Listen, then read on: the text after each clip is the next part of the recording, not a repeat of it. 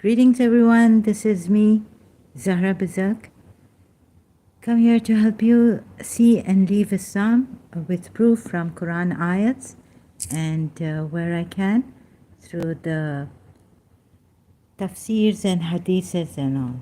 So, about the slavery in Shia Islam and Islam altogether, um, I really didn't find a very trustworthy, honest, fair opinion on this, or the hadiths from the hadiths of the Imams, Shia Imams, and the tafsirs of the Shias. So I had to do my own research and all, right? And as you can see, there are, sorry, here in Wikipedia about this, you can see there are various opinions, pre-Islamic practice, whether it was or not pre-Islamically practiced, right? You can also see this. Some say that, where is it? Concubinage was a custom practiced in both pre-Islamic Arabia and the wider Near East and Mediterranean. The Quran allowed this custom by requiring that a man not have sexual relations with anyone except for his wife or concubine. Some say concubines are not allowed in Islam. So some say most Western scholarship translates Surya as concubine. So here, whether this is in this Malakat Aymanakum in Surah Baqarah 221, a broad reference to slaves in general. So I haven't checked this ayat. Concubinage of female slave was an acceptable practice in the ancient Mediterranean and Near East. Okay, let's see. Then there are some who say that, where did I read this?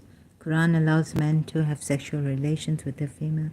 So there was someone here saying, it's recorded, classical Islamic law attempted to address issues of concubinage and slavery.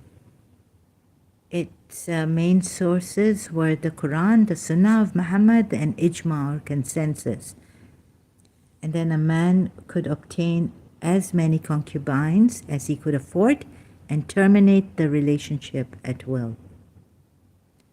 The concubine was owed basic obligations, and was to be treated, was owed basic obligations. I don't know if this English, I've never read this kind of a grammar before, and was to be treated humanely. Then modern Islamic scholars consider concubinage no longer permissible, as discussed in section below. Permissibility and number of concubines. So there are recorded hadiths, we don't know how far they are true, that Prophet Muhammad, Maria the Coptic, was a concubine of Prophet Muhammad. Some say no. Rehana also, some say no, some say yes. Concubines in Islamic law were slaves, never a free woman. The only possible, what could be a concubine? What could be a concubine? Concubines in Islamic law were slaves, never free women. So there are all this different things. And then some say that, where was it?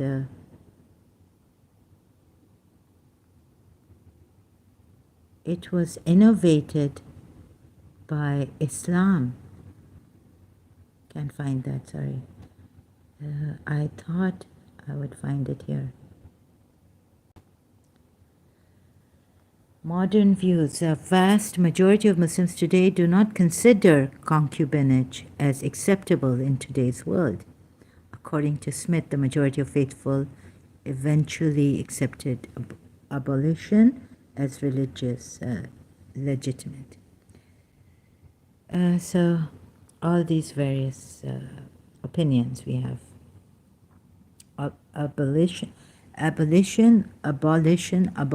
of slavery in the Muslim world was a process that mainly took place in the 19th and 20th centuries, though there were some early abolitionists, precursors among Muslims in Africa.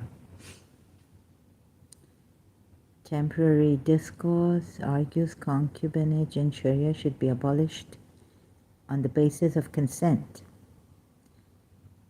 Where was it that, oh, we've reached the end. I must have missed. Where was that? Some say that this Aimonic, maybe it is what your right hands possess. Where accepted practice, slave concubinage was practiced in the Byzantine Empire, However, this practice was banned by Christian clergy. Concubinage in Jewish communities is unclear. Slave concubinage is mentioned in biblical texts, however, the practice appears to have declined before Muhammad.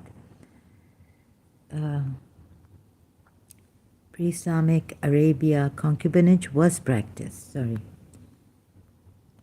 Then, and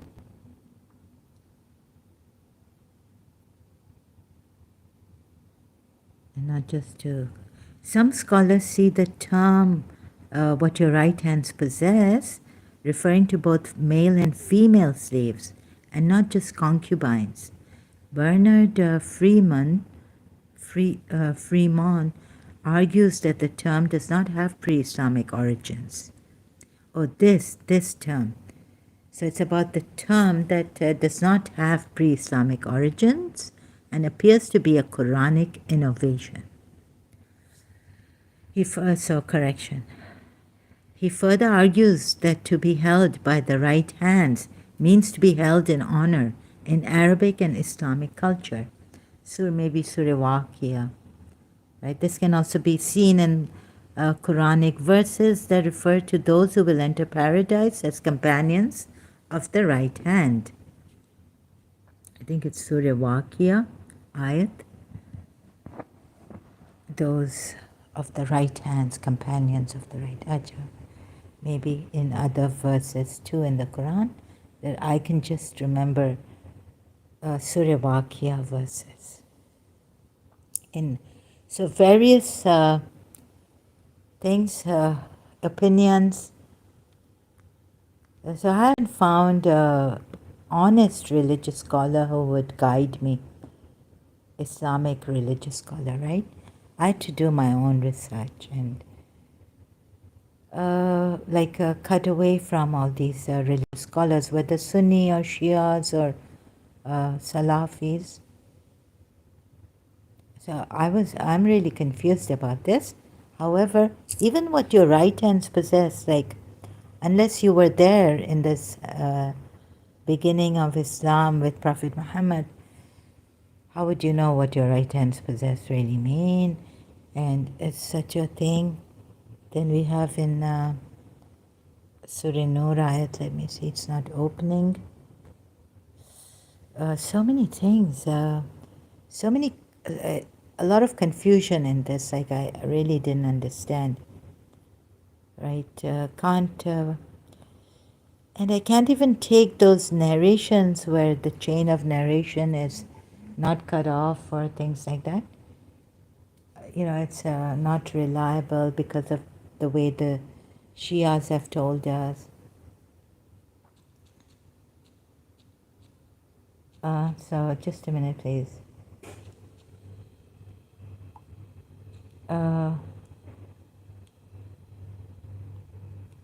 So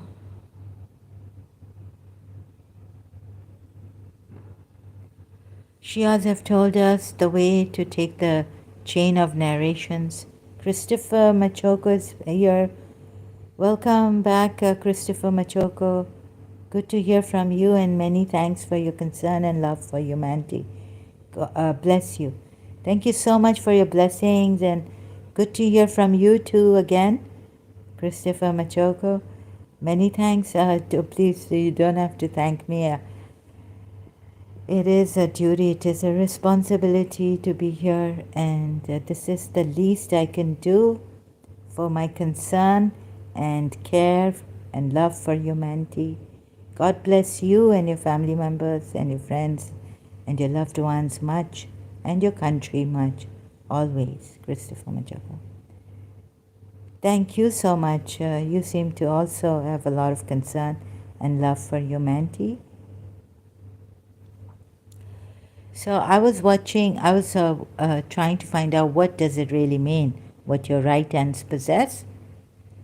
And I looked for videos. I didn't go to the Muslim scholars anymore, but I looked into Nabi Asli, not around. I usually I say Asli Nabi, so this time it's like N-A. So that's the way I'll remember. Sorry, I don't mean to be disrespectful. Nabi Asli's video on this. He gives an hadith, right? So his video is on that. Event behind Quran Surah An-Nisa verse. You can have a look at this on his channel, Nabi Asli, verse 24.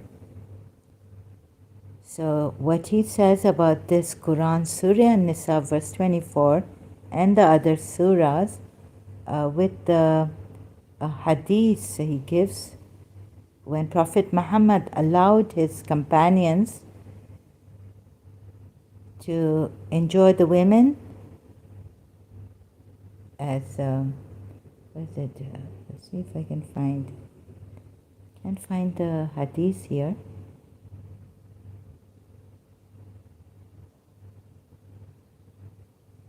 Sorry, I'm using his video here.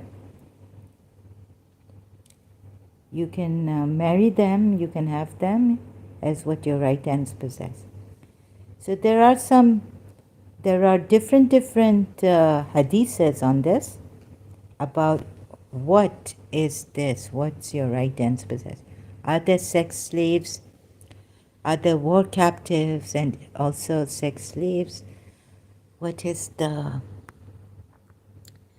all the, what are the limitations? Things like that. Coming back to my live stream. So I thought of telling you sincerely, honestly, I'm quite confused about this. I don't know. And I cannot trust my Shia translator, tafsir, the ones who have given the tafsirs about these ayats and all, because I've seen that they have also, they haven't been just in other ayats, under other ayats. And so that's why many other ayats, they have not been just. So, first of all, the problem with what is those of your male and female slaves that are righteous? In Surah 24, Ayat 32, so Islam has, in a beautiful way, abolished slavery, I should say that word. Yeah, I've learned from Karachi American School. I didn't put abolished, I've put abandoned. So, let's see, Surah 24, Ayat 32. I'll just tell you what my notes are and how far I've reached with my research on this. Marry those of you that are single, whether men or women, and those of your male and female slaves that are righteous. Now, this is Abul Ala Maududi's translation I just picked. If they are poor, Allah will enrich them out of His bounty. Allah is immensely resourceful, all-knowing. Now, I wonder if this means it really has what your right hands possess. I didn't mean to do it purposely. I just picked this like that without thinking, right? So, Imanak Malaik. I can't for the life of me pronounce that word, what your right hands possess in Arabic. So you can look at this verse. But Abul Ala Maududi says, those of your male and female slaves that are righteous. So Shias will reject this translation of Abul Ala Maududi,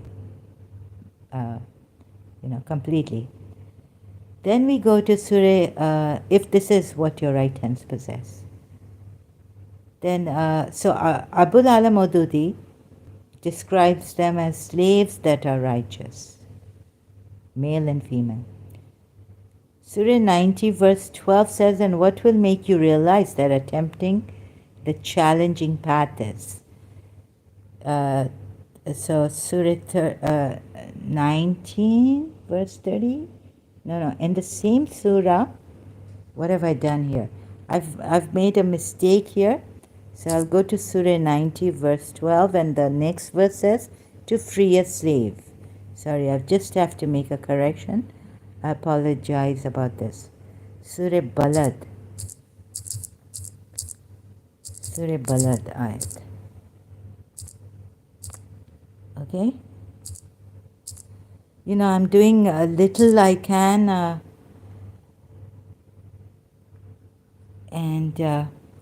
so I was looking, but Christian Prince, I found a video where Christian Prince says that Prophet Muhammad had what his right hands, what they say, what your right hands possess, and they are slaves, but I don't think the Shias will accept that, even if it's in the Sunni and Salafi, in the Prophet's life story. Again, you see the Shias, they take from the Imams, and then you have to see the chain of narrations, how far that is true, how far the chain of narrations are true. The child, enormous wealth. Even if it comes from an Imam, so we have lots of problems. We have to, we can't be sure whether the narration, even if it comes from an Imam, is true or not. Explaining the Quran ayats, even like that. And what will make you realize what attempting the challenging path is? So it's 13th verse of Surah Balad. It is to free a slave, right? You see, it is to free a slave. So freeing it, a neck, raqabatan. Raqab is, I think, the neck. You have tied a neck. So this means that it is to free a slave. This is how it's addressed, a slave. By freeing it is a neck. It is freeing a neck. I just read it the other way around. So Surah Balad ayat 13 it is, which I made this mistake here, right? So just to correct the mistake, sorry. Surah Balad, ayat 13. Okay? It is to free a slave. Then I went to Surah 24, ayat 33, and then I haven't put this anything here. I'll just maybe go later on that. It has what your right hands possess. Surah Nur, ayat 33. You know what I was talking about, the slave girls who are compelled into prostitution. That should not happen. Islam doesn't allow that. Then Surah 2 ayat 177 says the emancipation of the captives. Right? What is freeing of the captives? What your right hands possess? According to the Holy Prophet, whoever puts this verse into practice attains perfection in faith. The theory and practice of piety have clearly been mentioned in this verse. Faith in Allah and welfare of the mankind have been founded as the essence of the religion of Allah, Islam. Christopher Machoko says slavery has been the order of the day and still exists, not only with the Islamic cult but the slavery network worldwide and the vulnerable people suffering. Yes, but Islam still practices, unfortunately. No, Islam doesn't practice any more of this. Modern Islamists don't practice this. I just read it out on Wikipedia. Where is, can you give me evidence that Islam practices slavery? Sorry, Christopher Machoko, I cannot agree with this. Modern Islamists say no way, not even concubinage is allowed. So I don't at all agree with that, sorry. Couldn't find, what I couldn't find was this, okay, under the Shia tafsir, please refer to the note written by Aka Medipuya in verse 148 of this surah. Couldn't find it. Couldn't find what? Let me show you what I couldn't find. In Surah 24, ayat 33, we have here, slavery is now obsolete. Islam made it possible to put an end to slavery by enacting laws which, step by step, gave freedom to slaves. See the commentary of Al-Baqarah. Ayat 177, to set a slave free was considered to be one of the most distinguishing qualities of a believer. The Holy Prophet came with the divine message of Islam in a world wholly governed by the institution of slavery. A worst form of slavery was the basis of all human activity, social, economic, and political.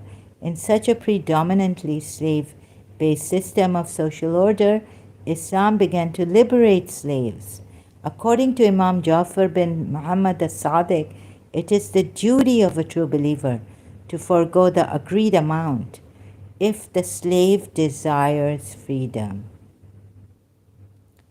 Although the Imams among the Ahlul Bayt gave freedom to their slaves, but it is a historic fact that most of them refused to leave the service of the Imams. Even today, the free followers of these Imams feel proud to say that they are slaves, slaves of the Imams of the Ahlul Bayt. Kaniz Zahra, we are the slaves of Bibi Zahra, we used to say.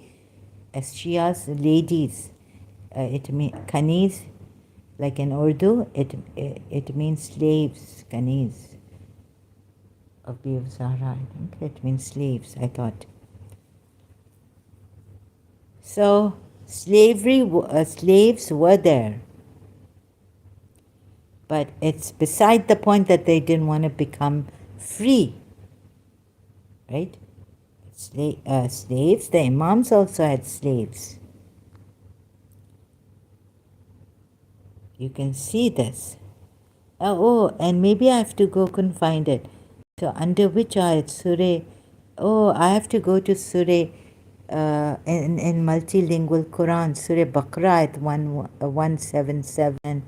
I checked and also referred to, Surah in verse, so I went to verse 148 of the Surah under in multilingual Quran website. Couldn't find, it's so the same. But slaves did exist, yes, Christopher Machoko, but right now, like we just say we are the Shias, they're free, but they still say that we are slaves, not those kind of slaves where, you tie them and you make them work like it was in America.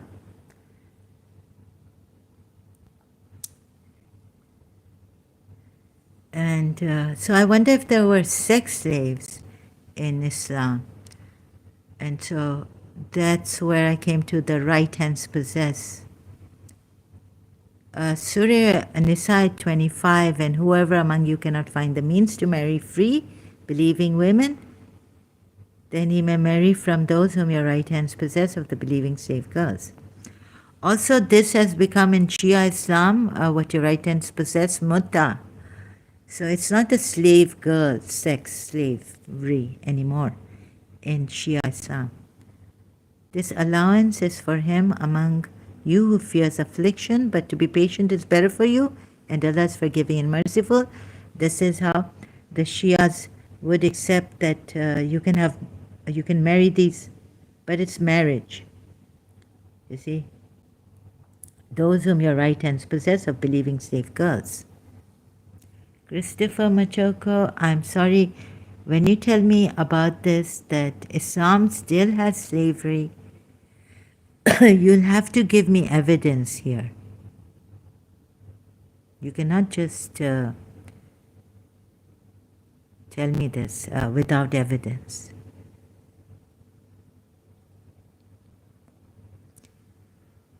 I'm very strict about that.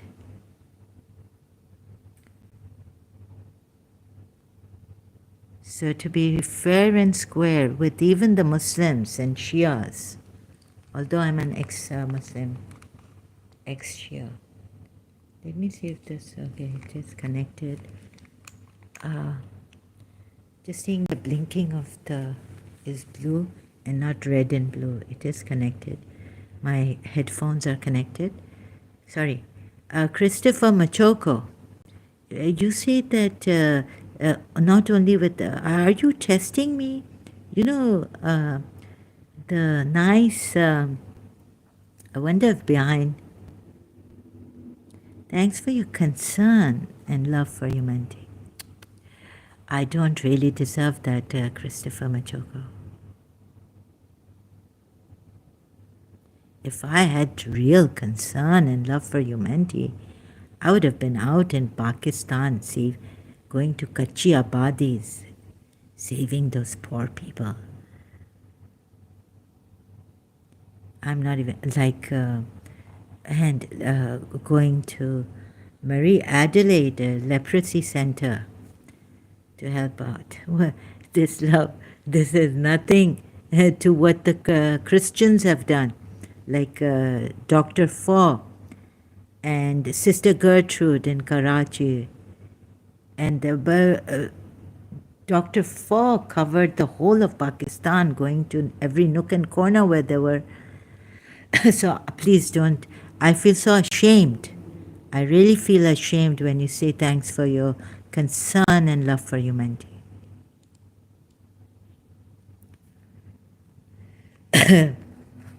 Please don't embarrass me, put me to shame like this.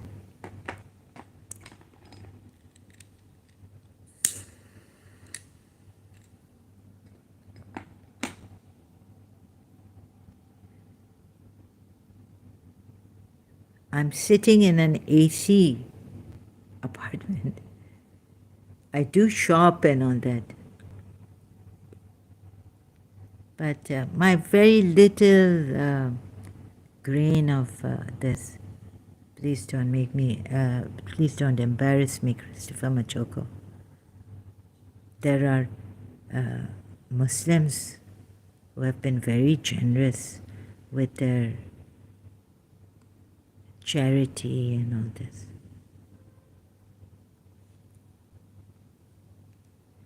But thank you anyways. I'm sorry, when you give something against, you are a Christian, right?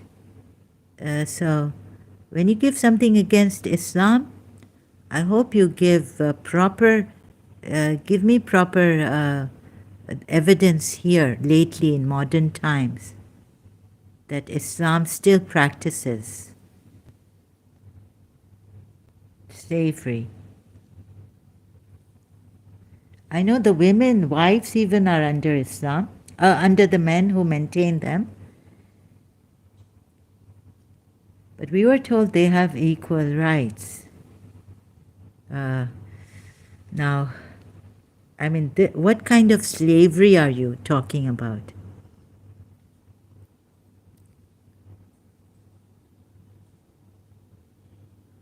Yeah, Islam has that. The women, they love Allah so much that those who do hijab, They say we want to, we're restricted, but we love Allah, right? So let's not go overboard blaming Islam so much and Muslims. That Islam still practices, and Muslims then, this means Muslims still practice slavery. Please give me evidence.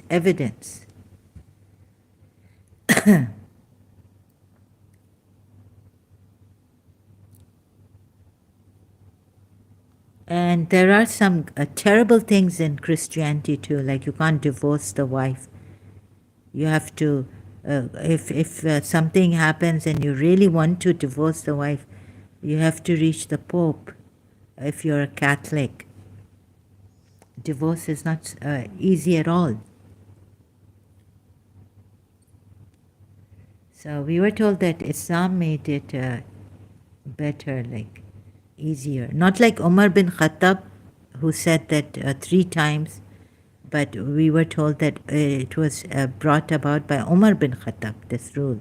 3 times say divorce. The Shias did not practice this kind of a rule that Umar brought about, the innovation. But there may be hadiths where Prophet Muhammad, their hadiths, I don't know fully, but I was told that Umar bin Khattab brought about this 3 times divorce. Immediately, 3 times you say divorce and they are divorced in Sunni Islam. I don't know which other Muslims practice this, but not in Shia Islam. The other funny thing, in the Shia Islam, we also have the same thing as the Sunni in Sunni Islam, that it's in the Quran ayat too, that when you divorce, then the wife has to consummate, if she wants to go back to the husband she has divorced, she has to marry someone. That's like disgusting. Marry someone before going back to her divorced husband. Consummate that marriage. This Jamai has, hello Jamai, a very good morning to you. Islam Rain from Islam Rain has come back. Oh, I have a verse for you. So before, you came here, right? Where is it? Simplest contradictions. What would you say about Surah Tawbah ayat? Good you came here, Jimmy. Surah Tawbah ayat 1, 2, 3.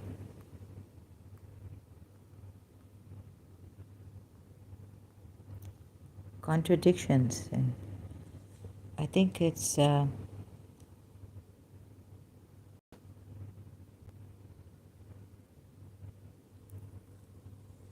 let me just find it. Please bear with me here. Oh, there's a okay, I'll come to the contradiction again. What about this ayat? Surah 9, ayat 1, 2, 3. Believers, fight against the unbelievers who live around you, and let them find in you sternness. Know that Allah is with the God-fearing. You said there is no compulsion in religion. Now, why would these people fight against those who are yalunakum? I found this yalunakum in Ali Imran verse 118. They will spare you not. But what yalunakum means is they will spare you. So if I use this word, which is the same in Surah Tawbah 1, 2, 3, it means believers fight against the unbelievers whom you have spared. Yalunakum. And let them find in you sternness. And know that Allah is with the God-fearing.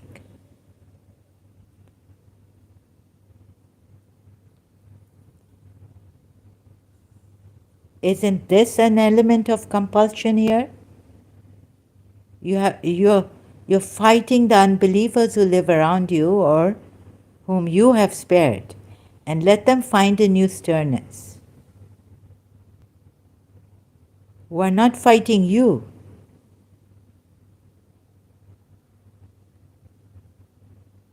You understand the Quran also say fight only those who are fighting you. But that's where the thing is, contradiction comes in. Here in Surah Tawbah at 1 to 3, I looked up below ayats, it doesn't say these people are fighting you. It just says those whom you have spared if you take your lunacum. So, Baba, if you see, it's a contradiction. Which verse are you taking from the Quran? Not this verse. It doesn't say here. Again, God should make it clear. But that verse, sometimes you say read in context, right? When it's different contradictions are coming up. Now I'm telling you, why would Allah not put here, believers fight against the unbelievers, disbelievers, who live around you, who are close to you, who are girded around you. Believers are told to fight now. So, Jemai, no, those are also fighting us. No, they are not fighting you. Where does it say in this Quran ayat? It says elsewhere. Elsewhere, not here. It doesn't say here that they are fighting you. It doesn't say believers fight against the disbelievers who are fighting you. It's your opinion here. It's your opinion, sorry. You see, you've assumed that you're taking that verse that says, do not fight them unless they fight you, as a general verse.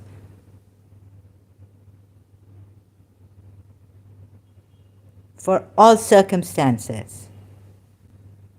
Okay. If you say, no, it doesn't and I don't agree with you, but what about killing wherever you find them? How about where they are not ready for you? It's an assault. In Surah Ahzab, it's definitely an assault here, brother. If I may call you that, if you don't like it, let me know. Surah 33 ayat, because I'm an apostate. It must be. You're saying it must be, but it isn't. Because in Surah 33 ayat, there's been an assault. I'll just give you who you have to fight.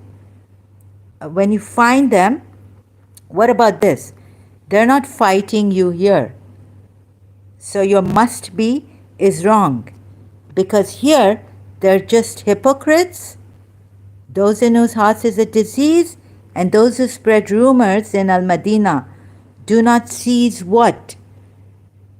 Hypocrisy, having disease in their hearts. It doesn't say do not cease from fighting you. You see how obscure this is, unclear.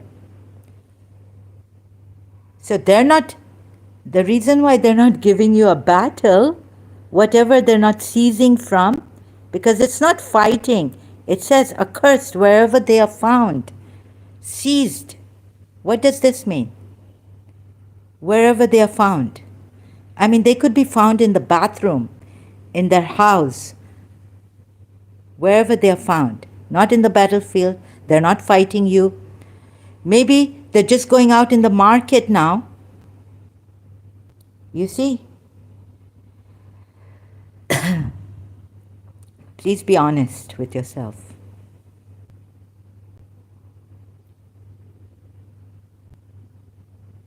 No, this here doesn't say they're fighting you. Wherever they're fighting you, go for them. No, here it says wherever you find them.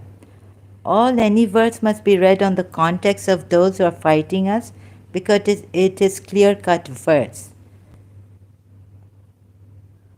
clear-cut verse. No, it is not a clear-cut verse.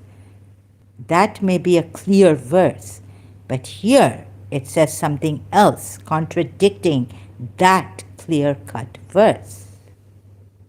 It is contradicting any verse must be read on the context of those who are fighting us, because it is a clear-cut verse.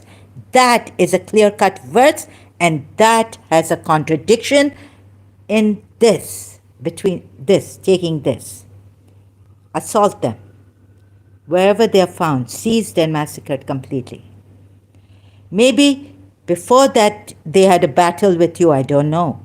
But here it says, wherever they are found. Now it's going to assaulting them all of a sudden. Sorry. I disagree with you completely, Jemai. You see here, it says wherever they are found. So you cannot take that as a general verse that don't fight them if they are not fighting you.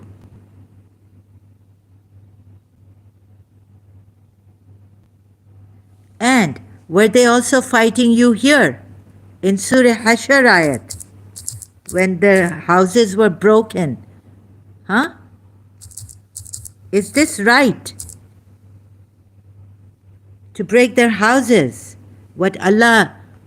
This is shaitan, not Allah. Were they fighting you?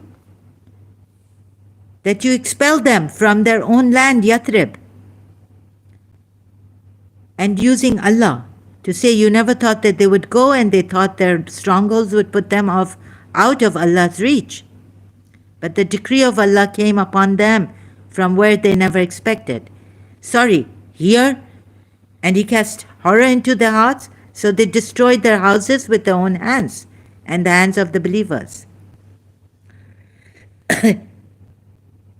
In ayat 14 it says they will never fight you in an open battle, but behind fortified towns and ramparts. You're going for them, you're expelling them, then leave Yathrib. This is not even Prophet Muhammad's city. Why aren't you leaving Yathrib? This is specific to a group of hypocrites, traitors in Medina. It wasn't even Medina. It was Yathrib. It wasn't only a threat. It says here, they were expelled. For God's sakes, be honest here. What are you talking about, threats? And then you say there's no compulsion in religion. No one can go against Prophet Muhammad. You're saying this is only a threat. This is what happened.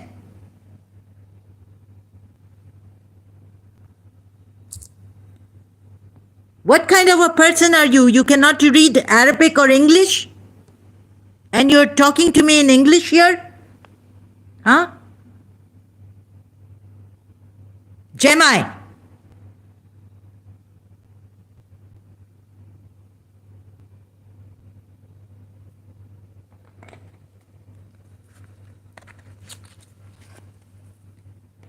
Are you Pakistani or Arab, or who are you? It is only a threat. They broke their houses and were expelled from Yathrib. They were a set of hypocrites who didn't fight Prophet Muhammad. Now, come here. Come to the point. Be honest, dodgy person. If you are talking to me in English or communicating to me in English, this means you know English. Now you don't know that verse, what it is saying? I mean the previous verse you showed. I'm talking about hypocrites, traitors in Medina. It was only a threat. Oh, okay. What about Surah Hashr ayats? Tell me. No, I'm talking about Surah Hashr ayats. Please tell me. What was that? It was only a threat. This is the way of Allah. 62 ayat of Surah Azab. Going back and forth, sorry. Only a threat. God didn't mean it. God just needed to give them empty threats. Suppose you give someone empty threats. You tell me I'm going to come and kill you. And you tell the police, oh, I was just threatening her. It was an empty threat just to stop her from doing this. No. Then you're a dishonest liar. I meant the previous verse you have shown. Yes, so I know what you meant. I'm also talking about that previous verse. Empty threats. Who gives empty threats, you know?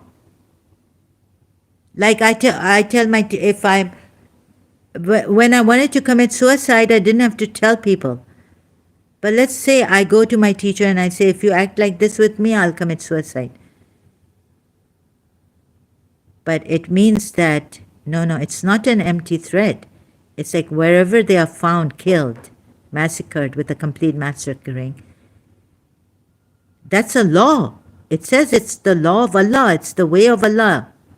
What are you talking about, empty threat? You mean to say God's way is empty threats? Huh? Do you mean to say God's way is empty? Empty threats? Useless?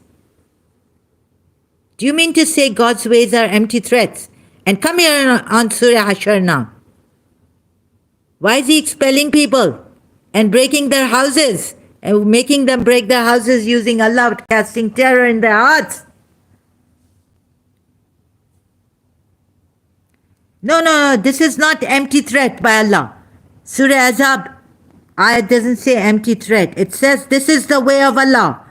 Your way of Allah is such a terrible way. The established way of Allah with those who passed on before, and you will not find in the way of Allah any change. You mean to say Allah gives empty threats? Do you mean to say that wherever they are found, your Muslims can take this as finding Shias wherever, these hypocrites, these kafirs?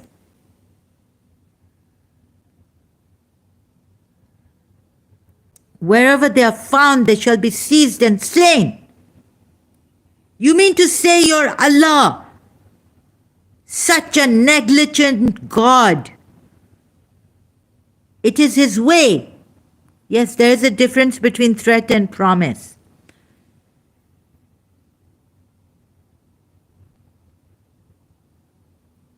It clearly says here, wherever they are found, they shall be seized and slain. Like, kill them.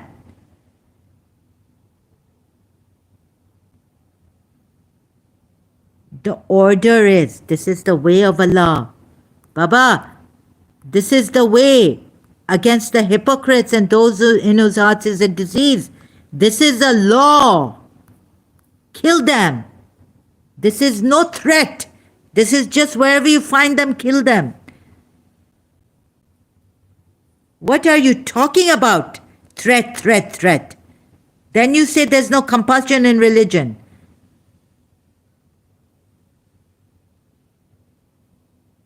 What are you talking about?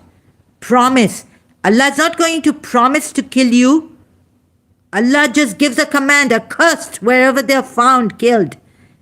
Go, Muslims, kill them. Seized and massacred with a complete massacring. Listen, people. Threat. This is a order by Allah. This is the way of Allah.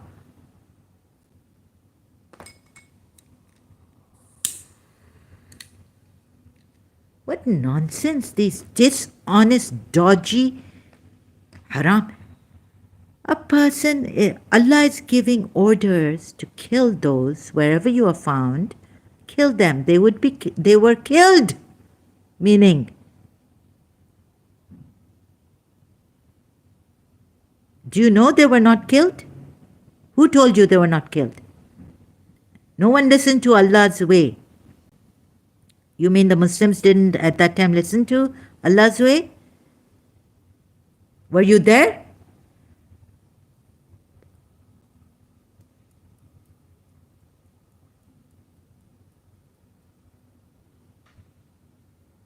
No, no. A threat is when you say,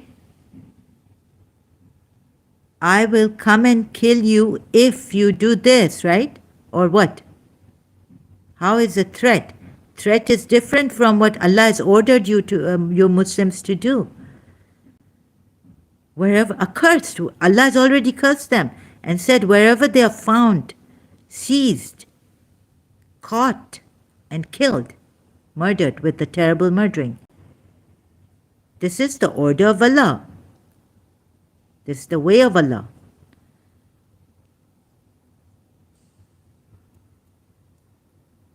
Your Allah has a hadith. This is not a threat. It's like, it's an order. Don't tell me you know better than Allah and the ayats. How you dodge the ayats, amazing. How is this a threat and not a promise? Huh? When already Allah has declared them accursed. Wherever they are found, seized and massacred with a complete massacring.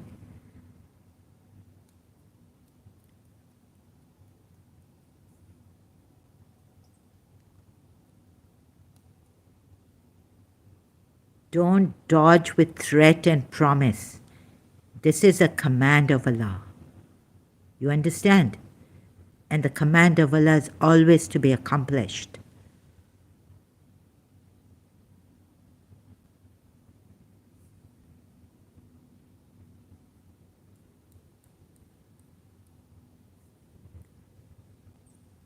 This is not even a threat, let alone an empty threat. It's what should be done in this circumstance. You understand?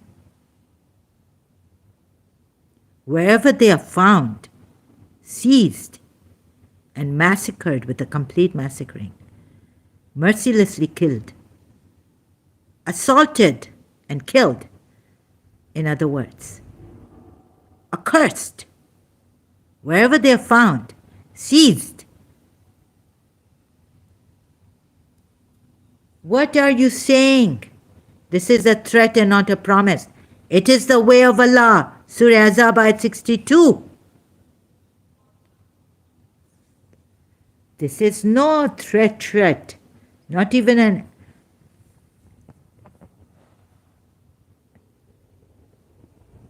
This is the way of Allah. What are you talking about? How are you saying this? Huh? You don't know your Quran.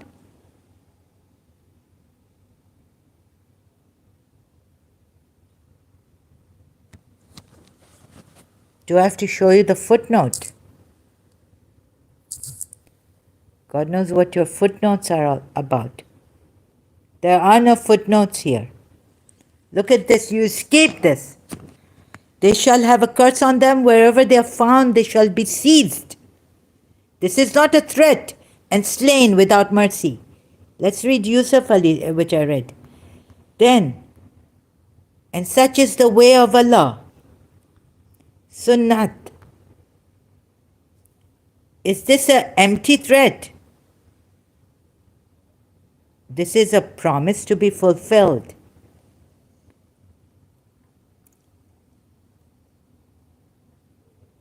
You mean to say your Allah is telling people, your Muslims, that they are cursed already. They shall have a curse on them. Wherever they are found, they shall be seized and slain.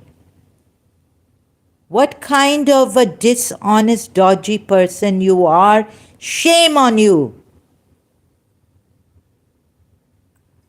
Let me see what other cunning, snaky thing you have. Sly. How you're going to dodge. How are you going to dodge this?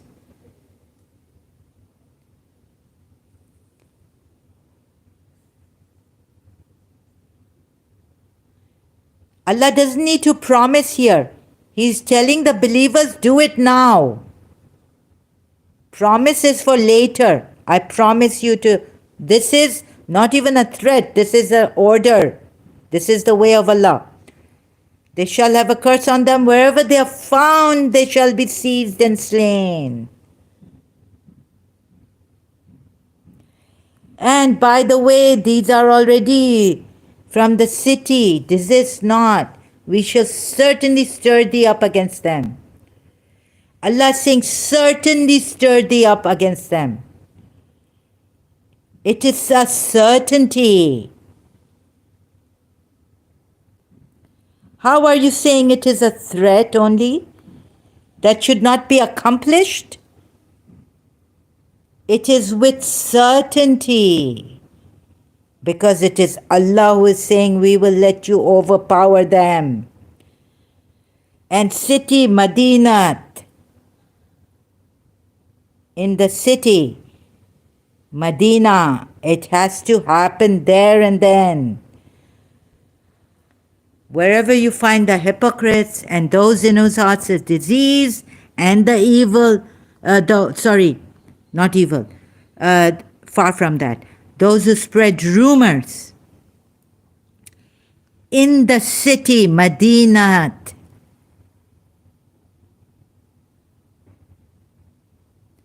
there and then it should be done by the Muslims. What do you do with the Sunnah of Muhammad? You follow it. You have to follow it here. Allah has told them, we will let you overpower them, then not. They will remain your neighbors therein except a little, for a little while. This is a certainty. A curse wherever they are found, seized and massacred completely. Such is the way of Allah with those who passed away before, and never will you find in the way of Allah any change. Sunnati.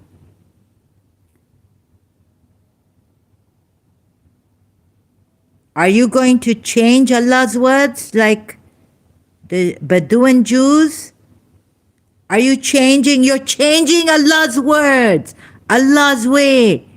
You're trying to change it. You're trying to dodge it. You sly Muslim. Sly, cunning Muslim for your own interest. I don't know what you've put in Islam or what miracle you got from Islam. What prayer answered? And dishonesty. I've read the Shia tafsir too and gone against it. Not that Imam Ali will do it or Imam Mahdi will do it. It is in Medina. Medina. It was for those Muslim Jews and hypocrites. Whoever they were, Jews or Muslims, or Jews who became Muslims in Medina.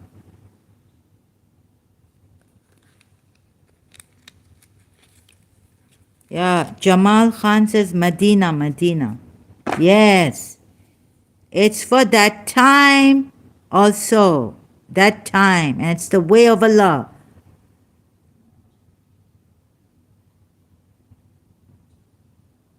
The hypocrites, those in whose hearts is, and those in whose hearts is a disease, and the rumor mongers, if they do not desist, that's it. Desist from what? You see how Allah leaves you unclear. And you see, people, you can do all these things because the ayats leave you in obscurity at times. Did he do it? Didn't he do it? You can change the words of Allah. You can, with your opinion, say what you like. This is the ugliness of Allah saying that these ayats we have made clear. How clear that you can't even understand a single fact. Huh?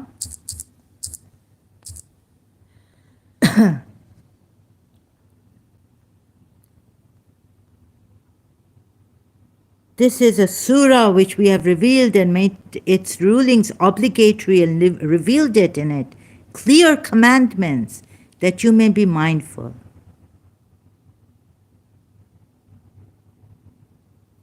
Clear commandments? Those slave girls compelled. Where's the punishment? I didn't see the punishment in this surah. Well, go there, the mischief makers, rape people, confused Allah, which is actually Muhammad. Very true, Jamal Khan. Very true. It's a shame. It's so unfortunate, these Muslims. See how they change their own words, Allah's sunnat. They are changing. To their own interest, I don't know, liking what they make out of it. Are you sure that Allah is threatening? Are all Muslims with you in this? Huh? Jimmy, Islam Reign, you've come from Islam Reign. Is it a dawah? Is it a group? So I was reading this as in A level or something. O level, A level. No, after finishing O level, I was reading this. The Muslims will tell me, oh, no. For this, no. Here is a surah. We have revealed and made its rulings obligatory and revealed in it clear commandments so that you may be mindful. I had graduated. I've done my O levels. I'm in the new house in Karachi. And these Muslims are going to tell me, even my Shia Muslims, what's wrong with this Surah Nur Ayat 33? And then when I was reading it, like these rulings are given all clearly. Where's the punishment for those who are? I was like, you see here? Thank God I had some left in me. I wasn't conditioned so badly because I was told justice. Also that. Where's Allah's justice here? Do not force your slave girls into prostitution for your own worldly gains while they wish to remain chaste. And if someone coerces them, then after such a coercion, Allah is certainly all forgiving, most merciful to them. This is a surah number 1 ayat in which Allah has revealed fully the commandments and everything in detail, clearly. Where's the punishment? Oh, I know where the punishment for this is. Go to the other surah now. Even Shia, indirectly, they will lead me, right? They won't come here directly. Huh? In someone like, oh, maybe the Shia. Cut their limbs in different this thing and that thing. Opposite sides. Cut their limbs. You see, this is what you people, you Muslims, huh? You don't remember the first ayat. You have not memorized. You forgot the first ayat when you read Surah Nur ayat 33. Oh, I know where Allah has given the punishment for that. Cut their limbs on opposite directions. Those mischief makers. And then you say, oh, ye Quran Pak hai walwala.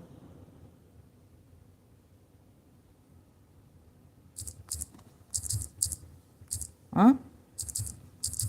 Uh, oh, your Allah has not stood by his words.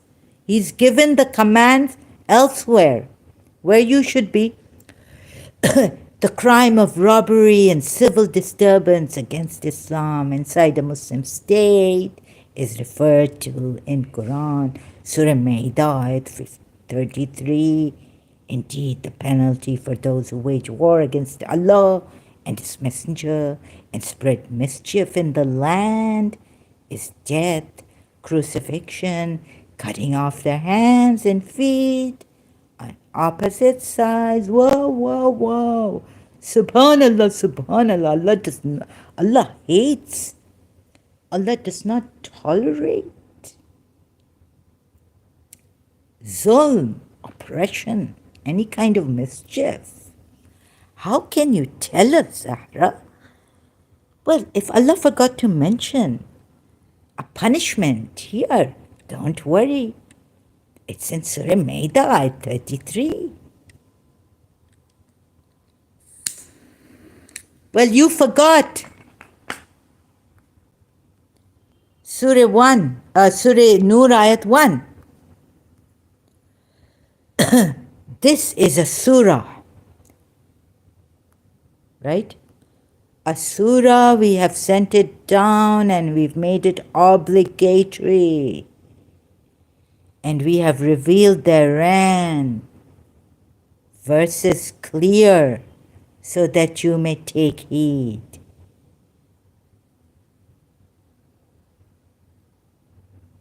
This is a surah so important that it has been made obligatory. I don't know. All the surahs are obligatory on us.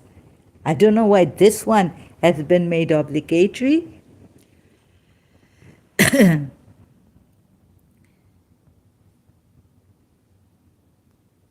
So what we take of this is that it would be explained.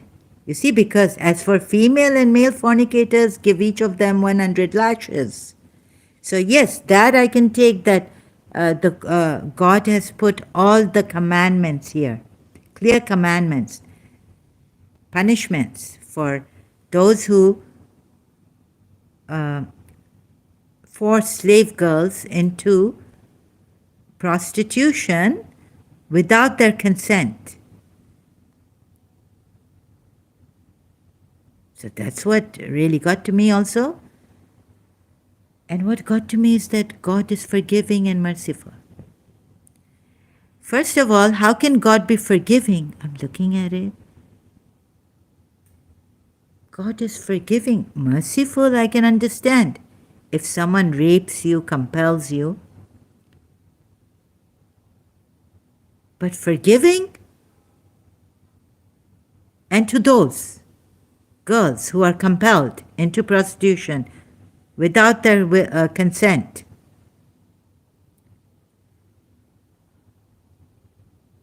What kind of a God is this? And not giving the punishment there and there. Next ayat, give it in the next ayat. Those who compel these slave girls into prostitution when they wish to remain chaste shall have this kind of punishment, right? Fornicator, this, and then he missed it there. In the same surah, 33 ayat. Against forced prostitution of the slave girls who do not wish to be prostituted, who do not will to be prostituted. It's against their consent. It's forced prostitution. Also that and many other mistakes in the Quran. So you're right, Jamal Khan confused Allah, who has confused us. What about what the right hands possess? What? Please tell us clearly. What is? I have to search. Like, what is? What? Going to the hadiths. What is what your right hands possess? You know, it's not clear. Yes, it says in Surah Mu'min, it says there. So, you like What does it say in Surah Momin? Right here. Going back to slavery in Shia Islam, and especially if I get Shia Islam, that means I've gotten the other Islam sects. Even the Muslims, Quran only. You see, here in the except with their wives or those bondwomen in their possession, for then they are free from blame. What? Those who guard their chastity, literally private parts. Surah 23, ayats 5 and 6. So these malaqat aymanakum, what your right hands possess, you don't have to guard your private parts from. Then you see that you can have sex with them. You can be naked in front of them. Can they be sex slave girls and boys? Yeah? Who are they? But it's not told to us who they are properly. I have to search. Here ayats, okay? You don't have to cover your private parts with them. Literally meaning in this ayat, not chastity. Your God is so shameless. In Surah 23 ayat 5, he puts those who guard, those who guard their private parts, not chastity. The Arabic word literally means private parts. Or maybe even, anyways, private parts, yeah? So you can have sex with them, you can be naked with them. 6 ayat says it. Then Surah Nisa 36 says, worship God, join nothing with him.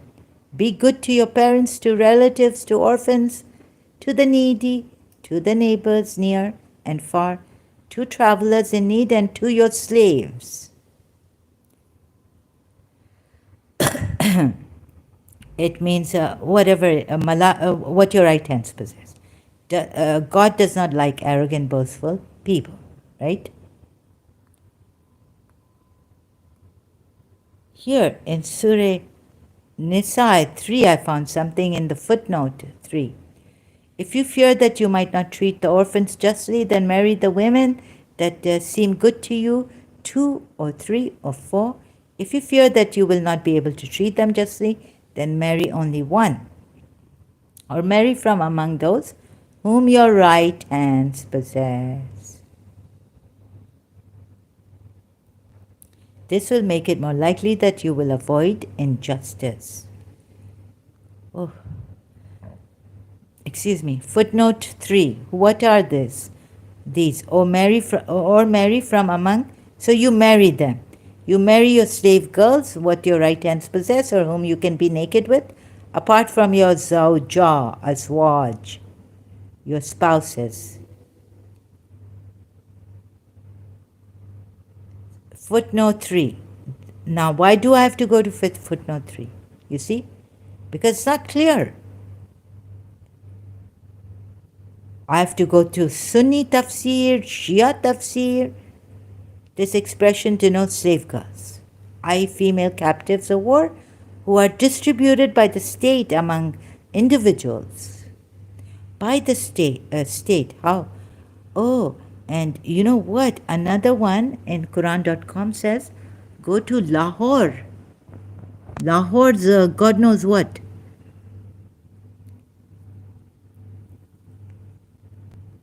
Pakistan will give us Sharia. Pakistanis have given us. Are you like, what is this? For further injunctions regarding slave girls, seen 44 below. I just did Surah, what else is there? Surah 4, ayat 25. And whoever among you cannot find the means to marry free believing women, let me show you. Okay, I've finished with the Shia here. Let me show you Surah Nisa 3 in Quran.com. Surah Nisa. As if Pakistan has made up that it goes to the government decides, right? Jawaria bin Harith fell in the hands. There's a hadith. And you say, oh, this Zaif.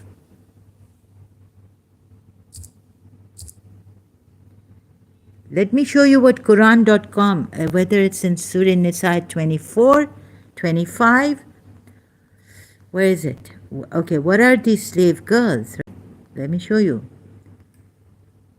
What, maybe the footnote here, you'll just have to bear with me.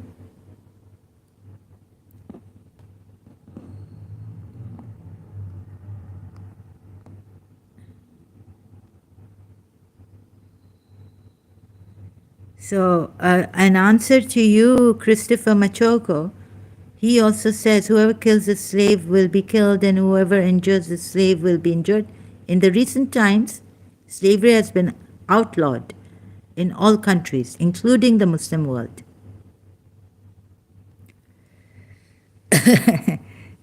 So sorry, right? Christopher Machoko, if you're here, look at this. So maybe in Alam or do this. Let me just now again do this. This keeps, these Pakistanis and Muslims really, I tell you, oh, I have to, so they've given me a difficult time here. Oh my God, these are just so great people, I tell you.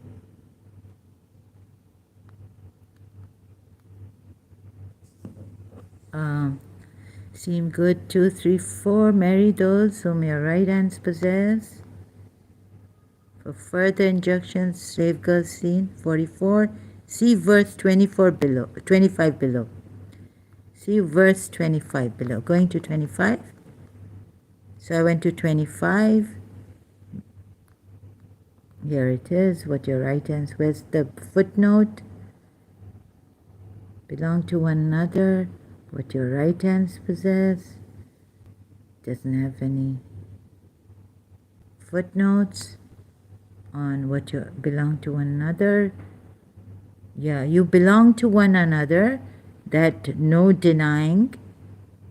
No, I don't get it here. So I have to go up on 24, which says, marry what your prohibited to you are all married women, except for what your right hands possess, slave or war captives who had polytheists husbands. Oh, this is a long one. Look at this. And now such an act is not essentially different from fornication or adultery. For details, see my book. Who's saying this? Abu Ala Maududi. See my book, Taf Hemat. Volume 2, page is 366 to 84 in Rasail wa Masail, 6th edition, Lahore, 1976, volume 3. Abul Ala Maududi, Pakistani. Now what is this? You see, you have to go to these religious scholars, rely on them. Quran ayats are not clear on this. We don't know what your right hands possess. But they say, now there's a hadith. Look at this, is very long. Women who come as captives of war, leaving their husbands behind in Dar al-Harb, domain of war, are not prohibited, for their marriage is nullified by the virtue of their entry into Dar al-Islam. A man may marry such women, and if they happen to be his slave girls, he may have sexual relations with them. There is disagreement, however, you see, amongst jurists as to what should be done if both husband and wife have been taken captive together, but no disagreement on this, that a man may marry such women. Marry, okay, let's say even marry, and she becomes his slave girl, whom he can have sexual relationships with. Then there is a disagreement, however, among jurists as to what should be done if both husband and wife have been taken captive together. Now, so they're slave girls for the Sunnis. We can see it was allowed during that time. Shias have missed it because they go to Ali. Ali gives them that Holy Prophet didn't do this. These are not slave girls. This is mut'a, temporary marriages.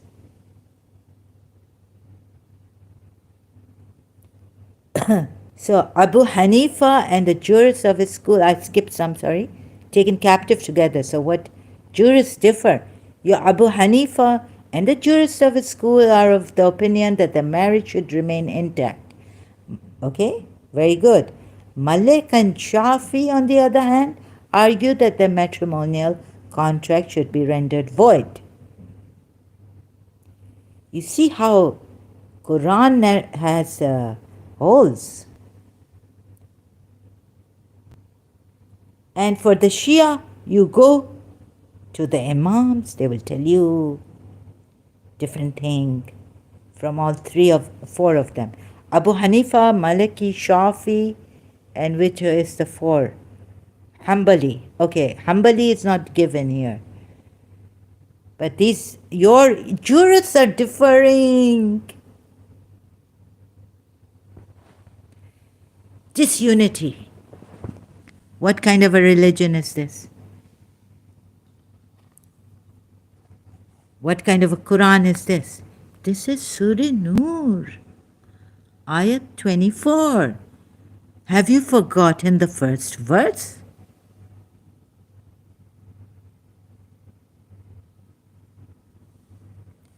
Keep yourselves hanging like this, saying that, I can do this, I can do that, I can say what I like here. And who is your religious scholar that you follow? Your jurist. Who's your Islamic jurist, Jamai?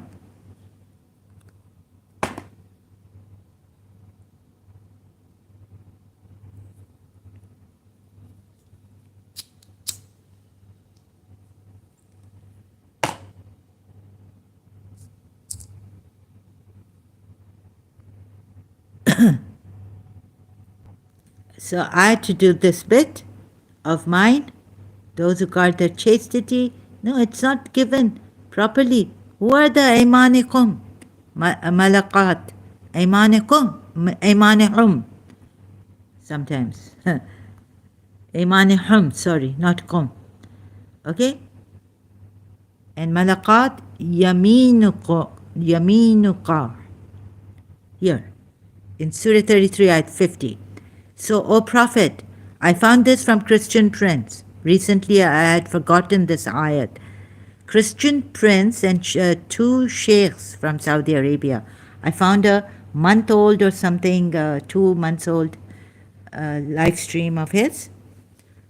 O Prophet, he tells them, the Saudis say that the Prophet never had slave girls, and so they have their own way of saying that these are not slave girls, what your right hands possess.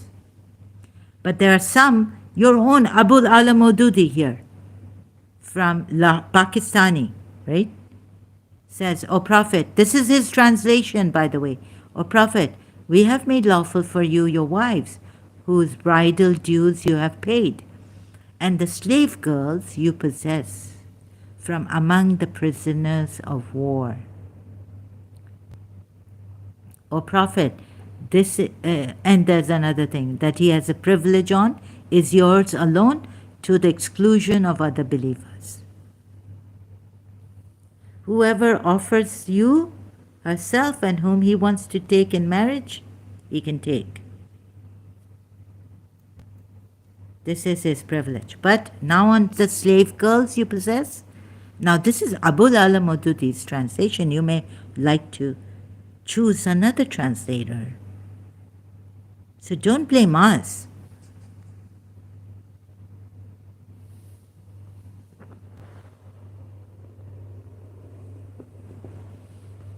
And what do the Shia say about this?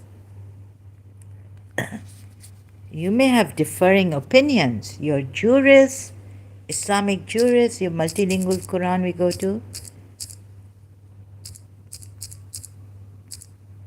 Please see the tragedy here. See the tragedy. This is Surah Noor. Commandments have been clear, meaning this is an obligatory. Why is it an obligatory surah? Your jurists are going to decide, or whatever the commandments are decided by this surah. But for those poor girls who are, slave girls who are, or whoever they are, maids, slave maids, maid girls, what is fa'ainakum? Whatever the word is used there. No ruling. Oops. So I have to go to 33, sorry. Look at the tragedy. Each one trying to defend their Islam with their own way, and those people find, kill, seize them and kill them. Assault has happened in Medina. While, oh my God, saying just a thread, just a thread. So going to ayat 50. This is how you dodge, where people have been killed. And you're saying Islam, there's no compulsion in Islam.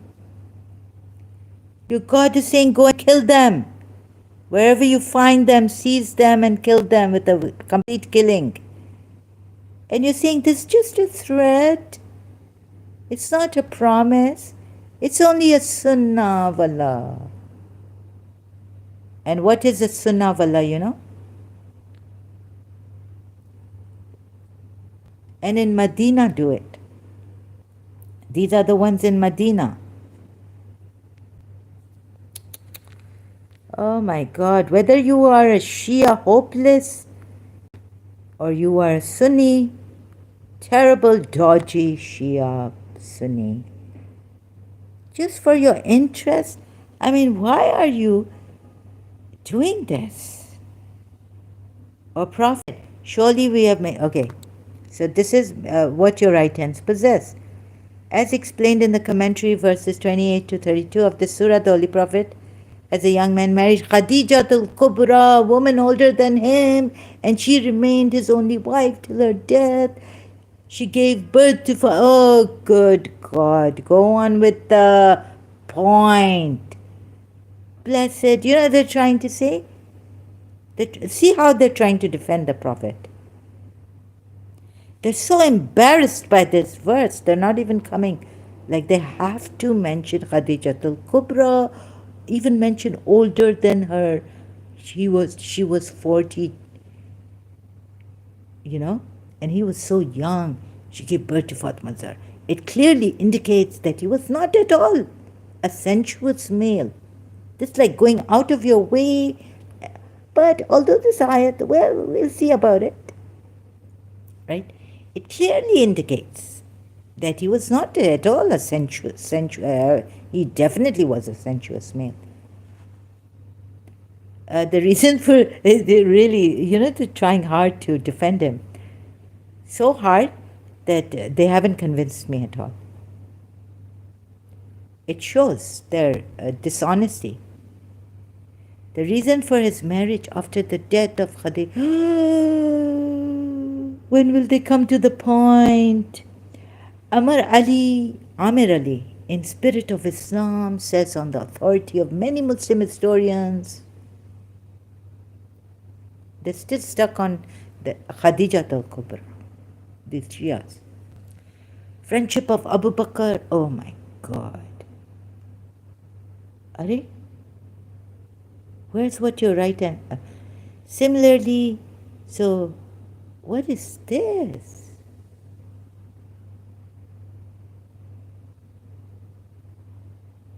No, I can't believe in this. You see? Dodgy Shias. For polygamy, Allah, what the Prophet is allowed, what your right hands possess, whoever offers, nothing. You see? As explained in the commentary verses, Surah, Holy Prophet married. I don't want to know that. It's already explained there. Please, can you tell us what your right hands possess, who the Prophet married? Is it Jawaria bint Harith?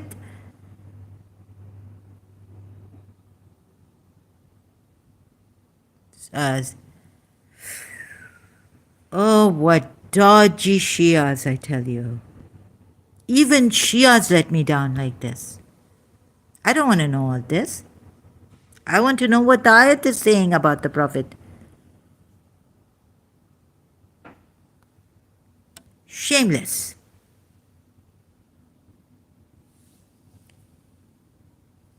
Dodgy sly.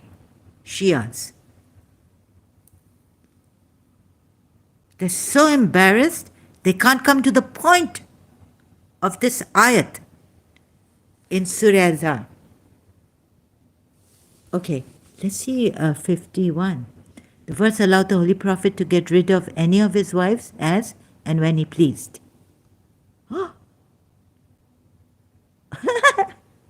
Okay, at least here they're quite.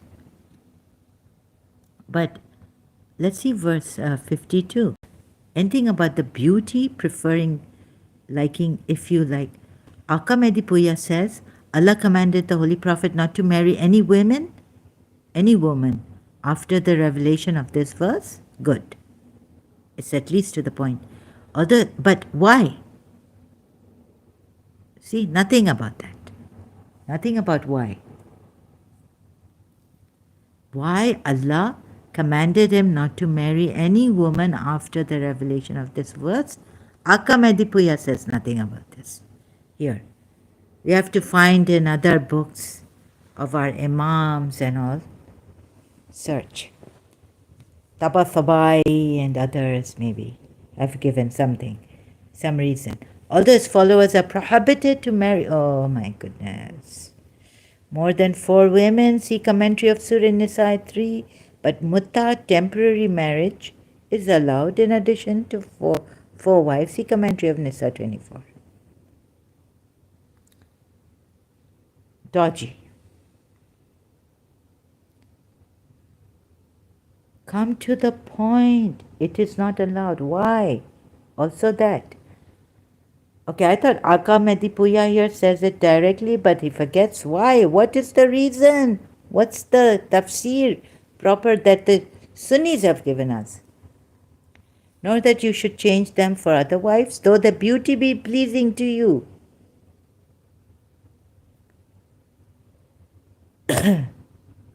You see why they are embarrassed? Because there's an ayat which says, if you go after pleasing other than Allah, you will go to hell. That's what it is. Huh? Here it is.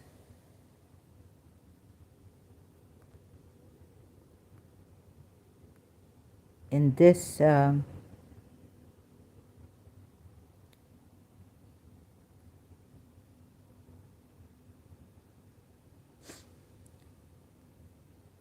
to find that. Well, here it is, and do not invoke any other God with Allah. Everything is perish, yeah, save it. So do not invoke, seek the means of approach, angels, tell my servants, where's the pleasing one?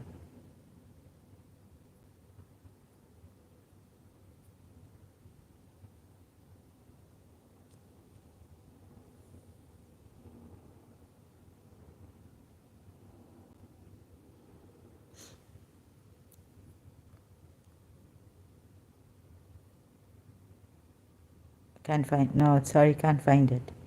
The day is approaching, such was the practice of Allah. Such was the practice of Allah among those who lived aforetime. See, back to Surah Azab 62. You don't want to see it is the practice of Allah? Jimmy? Then the fish swallowed him, a prophet, people, book, common terms. Take no lords. Take rabbis, take no rabbis, and they swear by Allah, they did not say, O Muhammad, if your fathers against the disbelieving hypocrites. I keep forgetting the ayahs. He who follows the good pleasure of Allah like him who is laden with Allah's wrath. Here it is, Al Imran, 3rd chapter of the Quran, verse 162. What? Is he who follows the good pleasure of Allah. Now would Allah go finding women pleasing, beautiful women, not even widows? Huh? What does Allah say? If we wanted a diversion, the Sunnis say this means wife and children.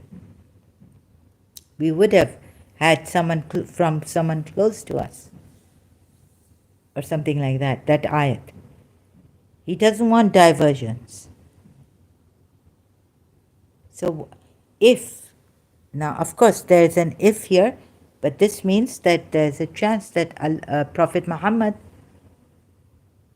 finding beautiful women, going after beautiful women, so you can't marry them. It is not allowed to you to take women afterwards, nor that you should change them for other wives, though their beauty be pleasing to you. Though their beauty be pleasing to you, meaning chances are that their beauty could be pleasing to him. Ajaba, the word even used is beyond pleasing. It's like a wonder, like a Naad Aliyun Mazhar al-Ajoyab.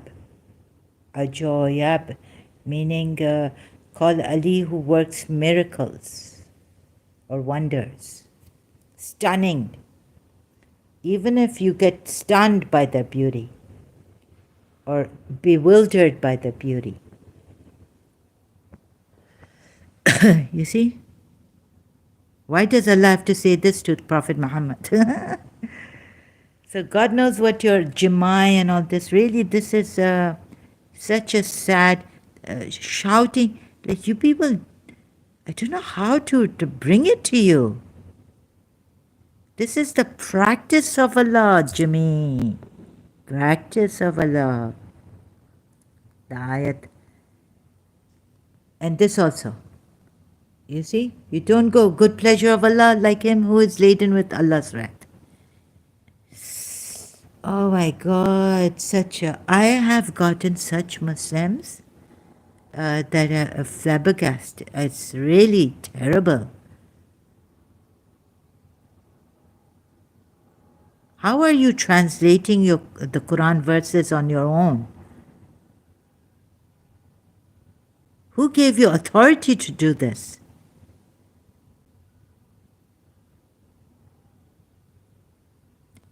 Even God has not given your prophet the authority to do this. If you don't understand something from the Quran ayat, if you doubt its translation or even its meaning, or its the whole thing you doubt. Surah Yunus. Which ayat is it? If I miss this again, oh God. 94. Here it is. Second time I got it right this time, thank God. I'm very slow, very bad, my memory. If you or Prophet are in doubt about these stories or whatever they are, stories? These stories are in quotation marks. Let's see what the word says. Arabic. Shakkan. Doubt. So if you are in shak, doubt of what we have revealed to you, then ask whom? Then ask those have been reading the book. Who are they? Jeremiah, have you asked them what this Surah Azab ayat 60 to 62 means? This is what you should be doing according to your religion. It doesn't say the stories. It says, if you are in doubt about what we have revealed to you, whatever we have revealed to you, if you are in doubt about it, anzalna to you, then ask those who have been reading the book before you. Before you.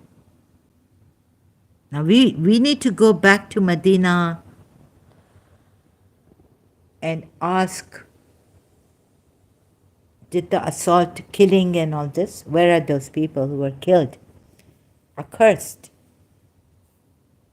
Or God knows who were reading the book before Prophet Muhammad, who were reading the book, Kitaba, the book, before you. So if we are unclear about a certain matter, when Allah said himself that this clear book we have sent down, now he's saying, if you are in doubt, then ask those before you. There's so much contradiction in this Quran ayat. Now what shall we do? Allah on one hand is saying, it's very clear, in detail, these are obligatory in this surah. Obligatory, the surah is obligatory. Other ayats also clear, expounded, well explained, right, in detail. Do you want to see that ayat?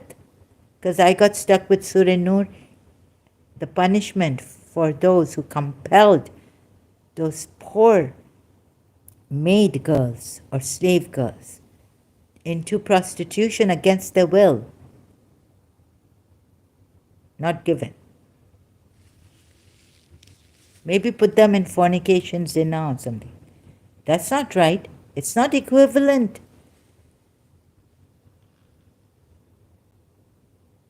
Zina is like consent.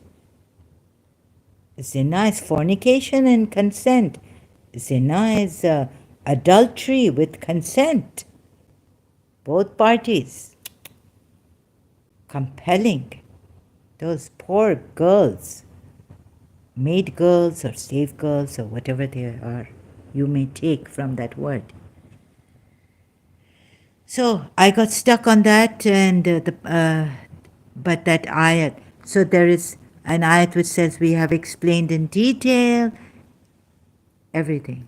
It's so many contradictions, and the mind is so indoctrinated.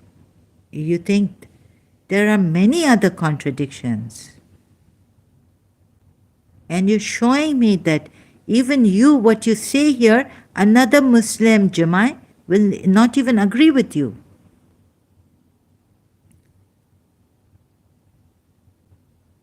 Let alone me. Because there are many contradictions and many things, many problems in Quran ayat. On one hand, there's whatever you're saying, your classical jurists might not agree with you.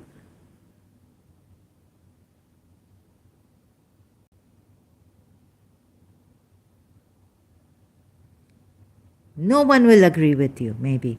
It's okay if no one agrees with you, but it is not okay. You can be the only one standing out and yet be true. But here we have against these Quran ayats where Muslims are divided in opinions and all. This is not right. Where your Muslims are not in unity. Ayats, then there's a danger. The ayats can be misused. There's Surah Al Imran, verse 7. And you are divided amongst yourselves. So it's okay to stand on your own, on what you have, what you believe in inside yourself, instinctively, intuitively. Jimmy. But here it's not okay to differ in opinion and say what you think is right about this ayat. So who will you ask? Who should you ask? Should you use your mind about this at this stage of being a Muslim?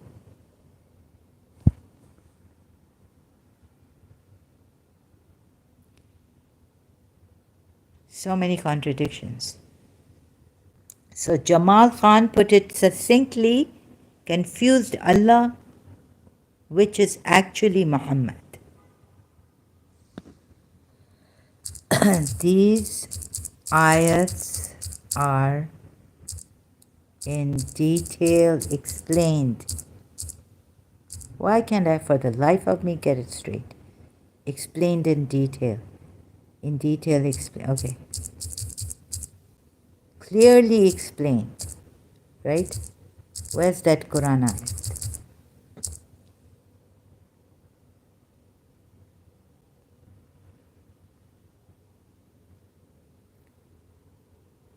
Surah Fussilat.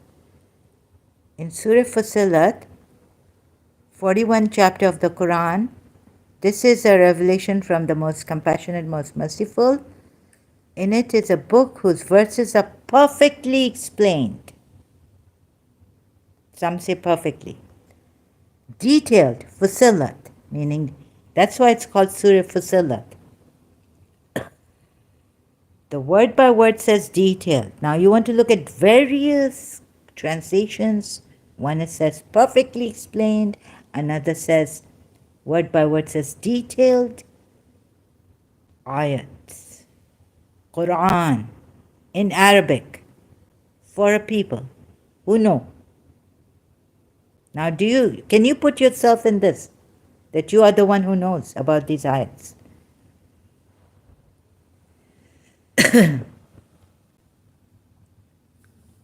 Were you there with Prophet Muhammad?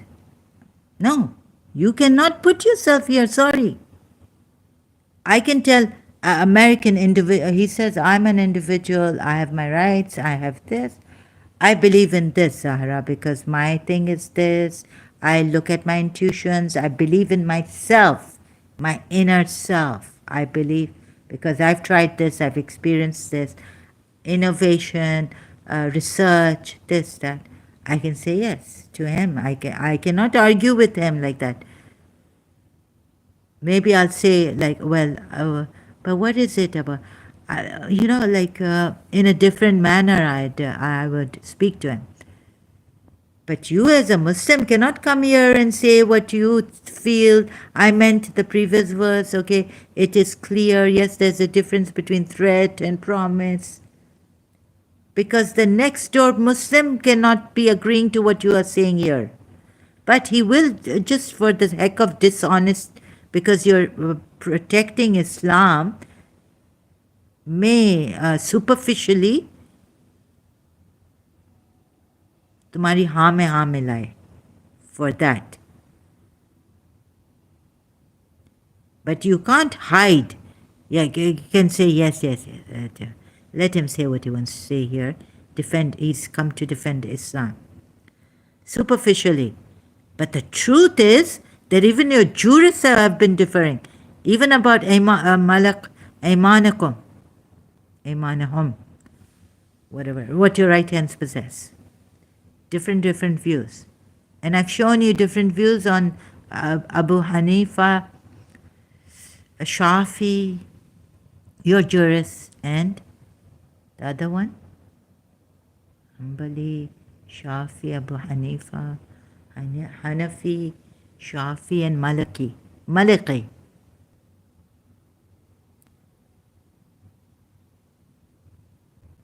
And God is so clear, detailed. Here it says detailed, okay. Where does it say clear eyes? Okay, here it says detailed, and there one other says these are clear eyes.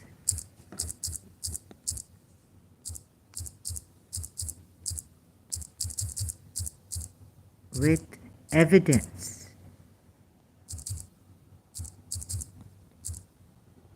Quran.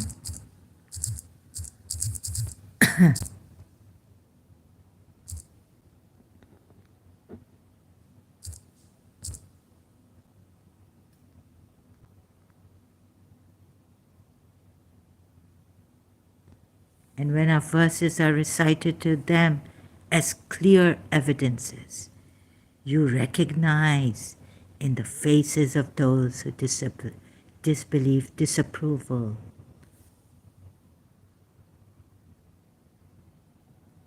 Surah Hajj, Ayat 72. And when our verses are recited to them as clear evidences, clear, like all you Muslims, even up till now, all of you modernists, classic, you all agree to one thing and one thing alone. There's no difference of opinion in your jurists, in your hadiths, or whether there was a Maria the Coptic was a concubine. You see, this is what is happening. And Jawaria, who was Maria the Coptic, who was Rehana. They're different. The hadiths which say that she fell into the hands of another Sahabi of Prophet Muhammad. She went then to Prophet Muhammad saying, I'm the chieftain's daughter. No, the government takes care of these, what your right hands possess, slave girls, captives of war. You see? But there is a Jawaria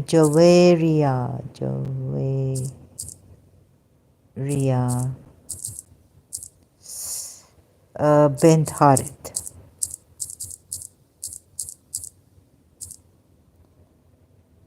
I think I've got a happy Jummah for the first time, like after a long time, from my brother, and I'm kind of scared here,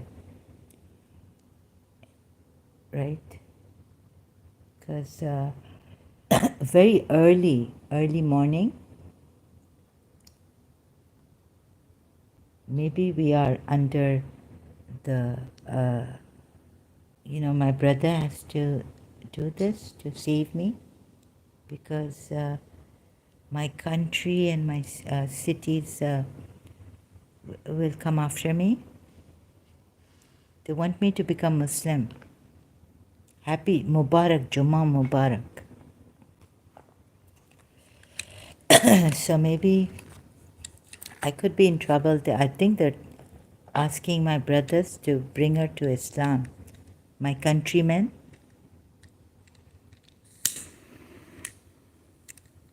Arab sheikhs and all.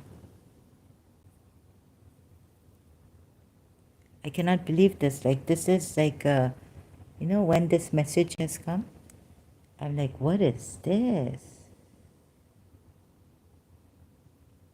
Oh my God.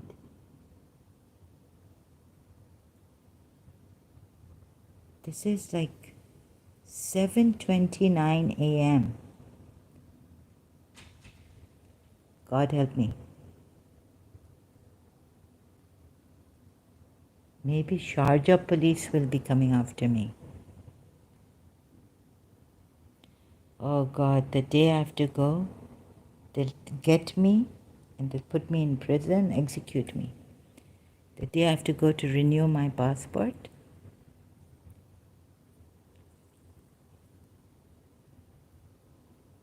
Gee, oh goodness. So anyways, I'm taking a risk.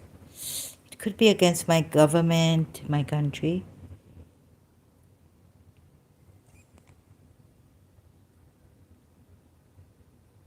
Jawaria bint al-Harith.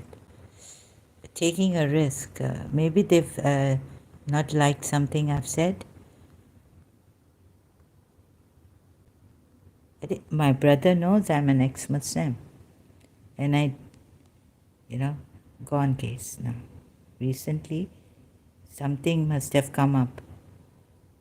I'm just wondering, God knows what.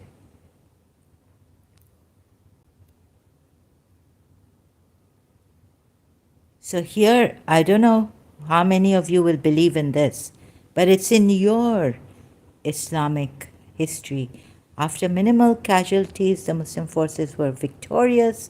Among the many captives was Jawaria, whose husband Mustafa bin Safwan had been killed in the battle. She initially fell among Muhammad's companion, Thabit ibn Qais ibn al-Shamas. Troubled by this, she immediately fell. I don't know, if you believe in this. Alfred Gulom, The Life of Muhammad. It's Sirat Rasulullah, page of Ibn Ishaq. So we have Ibn Ishaq. Shias don't have him. Sunnis have him. Non-Shia Muslims have him.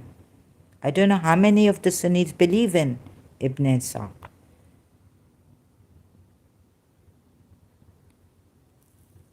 But it is here.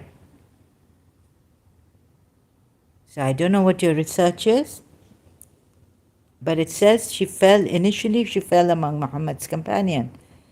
I have done my own research. I feel I can't believe in all the things that the Muslims believe in and reconcile with whatever. Saying that no, there were no slave girls, these were this and this. This incident was described in more detail. At the first opportunity after her capture, she went to the Prophet and pleaded her case with him.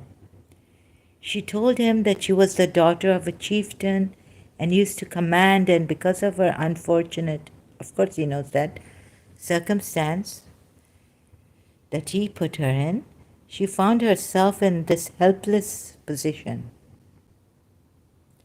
From a throne made of gold, how rich they were, these Jews, she had fallen into dust. I can't read this. I don't know how I read it. How could she possibly live the life as a slave?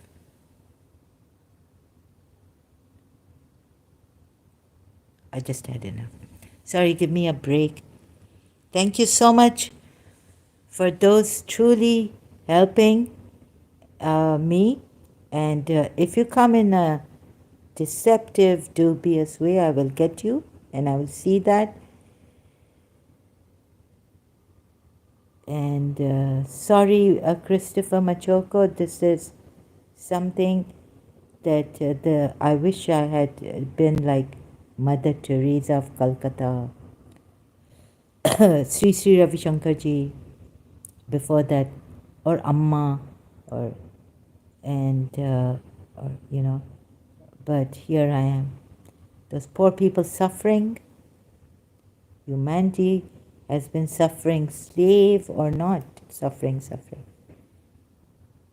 There are beggars in Pakistan that need to be given a home. Homeless need to be given dignity. Children, when I used to go buy mobiles, begging outside. And I was told, what is this? People, our Pakistanis come buying half a lakh, more lakh. Every week they come, or every month, to exchange mobiles. And you are feeling guilty for buying such a inexpensive mobile every time you come here. But don't feel so guilty. The shopkeeper was telling me, mobile shopkeeper. Khadda market, defense. Don't feel so guilty. And there are children outside begging. So no, I haven't even done anything for humanity. This is the leastest. I can't even help myself. So I'm so ashamed. And yet my country could be after me. Okay, if they kill me, execute me, I just pray, Christopher. Just wish that I become brave enough to embrace that execution instead of embracing Islam. Then I will be a hypocrite. And my mother didn't teach me to be a hypocrite. You see? And I cannot embrace this Islam at all. May I die before I embrace Islam and be scared and a coward. Sharjah can come after me, my sheikh can come after me and kill me. I will not embrace Islam. I hope I stick to this word of mine. Thank you so much. God bless you. Have a wonderful, beautiful day. God bless you, all your families and all. Much always. Thank you so much.